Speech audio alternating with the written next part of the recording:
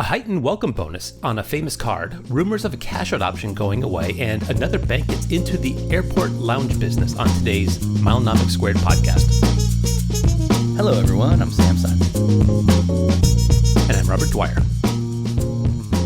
And this is the Milenomics Squared podcast, no annual fee edition on the Milenomics Podcast Network. If you're not subscribed to the full Milenomics Squared podcast, you're missing out on a deeper dive into topics like the following. Sam, you want to take this item number one? The Chase Sapphire Preferred is better than ever. It really is. I'll go with the lead, and then I will commiserate with anyone else who applied a few weeks ago, like myself. It's at Chase Sapphire Preferred, 100,000 ultimate reward sign-up bonus on this. There's a direct link here in the show notes. There is a $95 annual fee, not waived the first year, subject to 524 and the 48-month language if you've had a bonus on this in the past. All of the stars aligned. My wife, under 48 months, under 524, and I applied actually under 2 weeks ago. Robert, the card just arrived 2 days ago, and I'm in at 80,000 plus a $50 grocery benefit. And so I think a lot of people are going to be following along as I try to get Chase to match this new offer. All-time high of 100,000 ultimate rewards. How can you not love this if you can get in with these restrictions? Yeah, I mean, this reminds me of the Sapphire Reserve. When that came out and had a 100,000 point welcome bonus, I could explain to any friend who was, not even mildly interested in the credit card game. In fact, some people who were disinterested in the game, you could say, hey, here's a way to get $1,000 worth of travel, get one for your wife as well, and there's $2,000 worth of travel. And if you book with Chase, that's worth, more than that with multipliers depending on what other Sapphire cards you might have under your control. So I think it is what Chase does best. Dead simple, big offers, and probably playing keep up with Amex here a little bit. I mean, Amex has been ratcheted. 100,000 is nothing over at Amex. Yeah, they'll plus go to some 150. other kind of crazy bonus on the other side and a referral and everything else going on. So I got to add that there is a referral option here. Yeah, no, they're so stingy and confusing on that. You would think that I'd be able to generate a referral link for this from my Sapphire Reserve. I cannot, to the point where maybe I was tempted to switch over for a little while if I wasn't using the Sapphire Reserve for anything in particular useful. I don't know, maybe just too much logistics to jump through, and who knows whether I would be able to refer if I actually did that. But no, are you able to generate a referral from your wife's card? I am. In fact, I was able to generate that referral before the card even showed up. Oh, nice. I mean, just a solid deal. Spend $4,000 in the first 3 months, 100,000 bonus points. I have been on record, and I'm still on record, Robert, as not a huge fan of the longevity of this card. Past the first year, you either upgrade to a Sapphire Reserve for some of the benefits that are there if they do stick around, or you downgrade to a Chase Freedom and earn more ultimate rewards and just keep lather, rinse, repeat. That's how I got so many freedoms. It is tough, but if you're just starting out in this game, obviously this is a card I think you need to have at some point, but it's not something that I would call a cornerstone of a future earning strategy. Would you agree with me? Yeah, I keep the reserve. I've kept it for a while, maybe irrationally. I really have enjoyed that 1.5 cents a piece cash out. Maybe people would keep this card for a similar reason at 1.25. I could justify one in my mind between you and your wife, maybe, and you want to have a transfer capability, and maybe you just like to have one simple travel card that you associate with. I mean, I do my real travel expenses on the Sapphire Reserve. It reliably codes as travel. It's been a reliable servant for me. I put that in there when I'm booking an international award ticket on some crazy, Asia Miles site or something like that, and it just works for me. So that card, I don't think there's too much vanity in keeping that one. I can justify it in my mind, but barely. If I put it under the microscope and really scrutinize it, I probably shouldn't keep it. So you probably are right on average, on par, in total there. Yeah, I think that there are some cases where keeping it makes sense. You're reminding me of the trip insurance and things like that. But there's a lot of duplication in this game, and so before you go ahead and stick with it, I would caution to really look at what else is in your wallet. Do you think, Robert, there's a direct tie to my application and them bumping? Like they were like, we got them, now let's do it. Let's really get them. What do you think? They have your name on a wall over there on High Street over on Chase. Let's really stick to this guy. No, it'll be interesting to see whether you'll be able to get a match. Historically, Chase has matched well. Watch, they'll give you some scrutiny like, oh, you got the $50 grocery bonus. We can't match that. That's true. I mean, 50. Wow. What am I going to buy with those groceries? Have you submitted a request to them over at Secure Message or anything? I have. I waited until I had a public link that I could link to. I thought that would be helpful to say, hey, look, here's the link. And then I did my classic, Robert. I don't know what's going on. I just got the card. I haven't even activated it. Can you help? Acting, helpless. Well, you have not heard back from them on that yet? I haven't heard back from them. That was just late last night. So I guess we'll have to update either here on another free show or on the paid show on Patreon as that saga continues. If they push back, I'm going to have to call in. Actually, I'm going to have to call in as my spouse because there's no way I'm wasting wife points on this. But I'm up for Robert. We've done way more for way less. We always say on the show, right? Yeah. 20,000 ultimate rewards, a phone call, a couple secure messages. Totally worth it. Well, this next item is getting into cash outs a bit. And, when I think of Chase, I see 100,000. I just see cash out with what they've done this year with pay yourself back.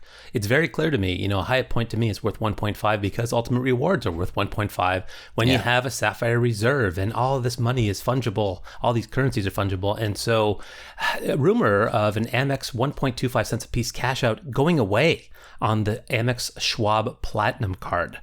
And we've been big fans of that, especially during COVID, especially as we were building big Amex balances. There's a rumor from the Finance Hobbyist on Reddit that the cash out option might be going away. And it's based on the language about the 1.25 cents a piece cash out being removed from the landing page that you see when you go to apply for the card. They're on the application, but not on the landing page. So who knows? People are obviously really jumpy about this if they're noticing little details like that on the landing page for the application. But where do you want to start with this one? How big of a hit would this be? How does it affect your perception of the Amex membership reward value proposition? What do you think? Explore the space. Sure.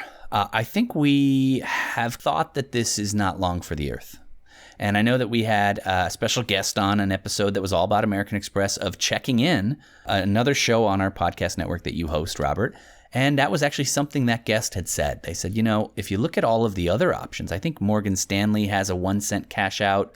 I've heard that. I have that card, and I maybe don't think about it because 1.25 is better than 1. I'm pretty good at math. Exactly.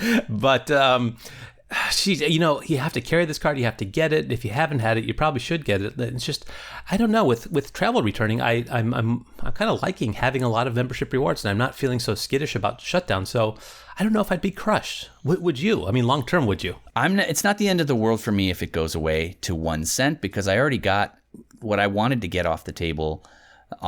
Yeah, I could probably take some more, but almost nice, Robert, to maybe not be so tempted and be able to use some of my membership rewards for travel. I mean, think about it. I'm thinking of applying for this card, paying the first year annual fee, dealing with all of the incidentals that I'd have to get back out of it to cash out maybe, 500,000 membership rewards. Yeah, I mean, that's a lot of work. That's a lot of work for me with what's going on with all my other Amex stuff and all the other platinum cards and the business platinums and everything else. And I wouldn't even get a sign-up bonus on this card because I'm getting a pop-up when I apply for it. So it's not a huge loss to me, but to someone who's been collecting on the idea that they were going to cash out at 1.25 cents and all of their calculations on the back of the envelope and everything informing them on what they want to go in on is based on 1.25 cents, it is absolutely a 20% haircut for them. And I don't like that for those people out there. But here's the thing. Is there a buggier part of American Express's website or interaction than the Schwab Cashout, Robert? If you've never done it before, you don't know what goodness looks like. And you're clicking around and you don't even know if you're in the right place. You do it on the Schwab side, you do it on the Amex side.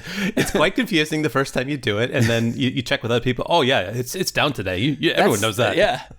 But, if there was like a down detector for it, and every time it went down, everyone just went, oh man, it's over, and we're never going to have it again, you would have reports of this daily, almost daily, that it's gone. There's no cash out. It's not working. It's totally gone. And then, like you said, Robert, yeah, exactly. Everybody just goes, no, it's just down. They're going to fix it in a couple of days. Someone will restart that 286 server that's running Windows 3.11 for work groups, and they'll get it. Yeah, Yep.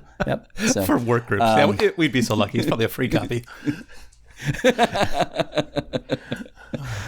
Look, if it happens, we're going to cover it for sure. But I am hesitant to jump in on rumors. I certainly wouldn't cash out speculatively saying, oh, well, this is the best I'm ever going to get.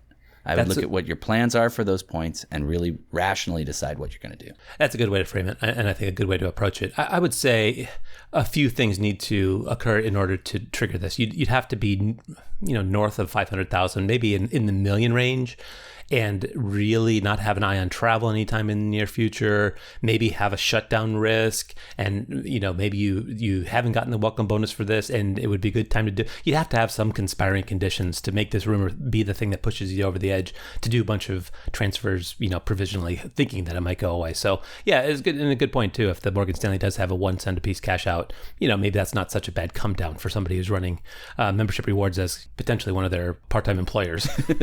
It just goes to show with Amex, until you're truly dead with them, you're never truly dead. I mean, lifetime language and everything else is like, well, for most people, you can't get the card again, but here you go. Here's another one. You're talking me into getting this, aren't you? You really are, Robert. My wife has never had one. I think I should get one, but, well, you got to watch out for penalty boxes. We've talked about that a lot on the paid show. Oh, yeah. Yeah. Speaking of places you could consider a penalty box, Chase is opening a Sapphire Lounge right in your backyard, Robert, in Boston. Apparently, to compete with the Centurion lounges and all of the other lounges that are out there, we're seeing a huge fragmentation. I did not like, we're going historically here, I did not like the idea when American Express split off, said we're going to create our own lounge network. The idea that they could possibly compete with a network like American Airlines lounges or Delta lounges. Maybe they could compete on quality, but they definitely could not compete on quantity. And here we have huge news, Robert, of one Chase Sapphire Lounge opening in the Boston Logan Airport, right in your backyard. What are your thoughts? Because mine are pretty much what I just said. Very interesting to me. I mean, they're talking about putting it between a Terminal B and Terminal C, some connecting situation going on there. If you're familiar with the Logan Airport, or if you're not, you're really smashing together a lot of things, basically everything but Delta and International at that point. That's terrible. Yeah, right. Oh. It's going to be a mosh pit. The Terminal B itself was combined together. Now I guess they're connected with C, so maybe you can walk from B to C. That could cover a lot of people. There are other options there for people who carry priority pass and things like that. There's non-affiliated lounges and restaurants that you can even eat there. So it's good to have options. There's going to be a lot of lounges in that area, and it's nice to have one, I think, that's associated with a bank instead of airlines. I don't want to go get a lounge card and a Delta lounge card and a United lounge card. Nice to have this, especially for an airport that would cover me for a lot of cases. So I guess I like it, but they're talking about this being a club, the club. I think I've been to them at San Jose. I think there's one of them in Orlando. I know the one in San Jose you're talking about. Yeah. They're not really a destination. I mean, you talk about it being a penalty box that you sit in. Some of these lounges, especially when they're crowded, they're really nothing special. I think we both are of the mind set, especially for domestic flight, that the best airport lounge is the one you'd ever have to visit. Really pushing it late with getting there just in time, but. It also speaks to banks taking over airlines in terms of who's in charge and who's valuable. These airlines have the frequent flyer programs that are so valuable. And I think the rise of bank points has come into play tangentially. I was trying to use Delta miles to book a Delta flight, and I was seeing between a little less than 1 cent and 1.1 cent a piece for that. And if I have an Amex Business Platinum, I can get 1.5 cents a piece with that 35% rebate for any Delta flight that I want.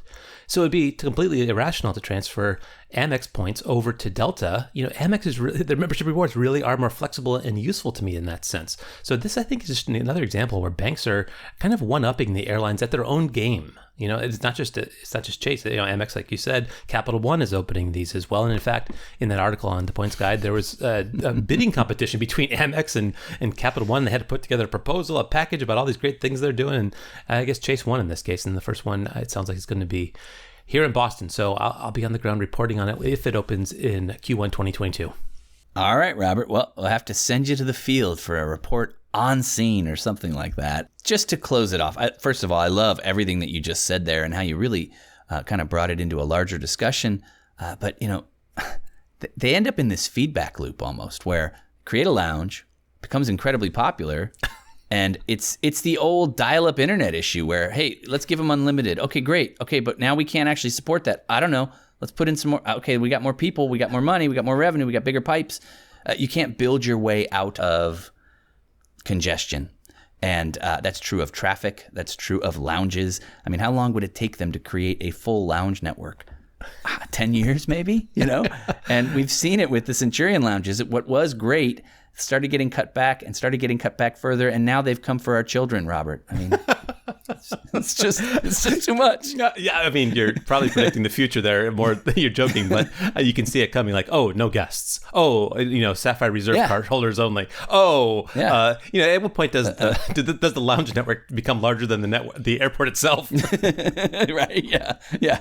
Boston Logan is actually one giant Sapphire lounge, and then the airport fly some planes. Is yeah, exactly. Well, hey, look, there's a link here with more details, and we got to keep moving, Robert. We got a transfer bonus from American Express to Hawaiian. All right, this one's tough to get behind, other than the idea that I love seeing these come back, transfer bonuses. We haven't seen them in a long time, and when we've seen them from maybe the airline and not from American Express. I have had so much joy with transfer bonuses to British Airways in the past and other places as well. This one's a little different. It's a transfer to Hawaiian, and you really need a specific case. And I think, Robert, you've done the legwork on this, so I'm going to step aside and let you talk us through the math. Well, there is a flight from Boston to Honolulu that's very tempting, but it's also very expensive. And they do have live slots in that flight, but they hardly ever mark it down to their lowest level. So I do see dates where I can find 4 seats at $130,000 per person. So with this transfer, it would be $108,000 per person, which is a lot of membership rewards converted into Hawaiian, but it would be better than 1.5 cents a piece. That flight is pretty pricey. I have not seen low prices on it, and I always want a lot of miles for it. So, yeah, I guess, what is that, about $2,500 worth of membership rewards, if you're cashing them out that way. Kind of right on the edge, but it is a value. And if you have your heart set on flying the family all the way over to Hawaii from the East Coast, I could, I guess, justify it in my mind. Like you say, maybe it'd be good. It's good that these are back in general. It might be back at a higher value. The one they get up to 40%, that really starts to catch my attention. 25%, yes, not enough to do it, with the expectation that you might fly in the future. But yeah, if they could calm down a little bit on how much they charge for it, I could see this being a really good way to get to Hawaii. But boy, I can search up and down that chart for the next year and not find any safer level of ability on that flight. That's too bad. Hawaii's my happy place, and it would be great if we could meet there someday, Robert. Well, Bermuda's an option too. You can fly there. Why don't you go ahead and fly there? Yes. Last week we talked about Ritz-Carlton opening in Bermuda. St. Regis. Oh, sorry, St. Regis. That's right. Equally difficult for me to get to. This expires end of June, and while we're talking about expiring bonuses, I do want to just mention last call for the 40% bonus to Marriott. I went in on that. You went in on that. I went in on it to top up. And so I just want to mention also, if you're looking to top up an account with Hawaiian, this is a great opportunity as well. Yeah, that Marriott one, boy, that I have one more. I need one more seat. The use model that we were talking about there is for Japan Airlines. I have one more seat that just isn't opening up, even when using JAL miles. But the window to transfer these is going to close.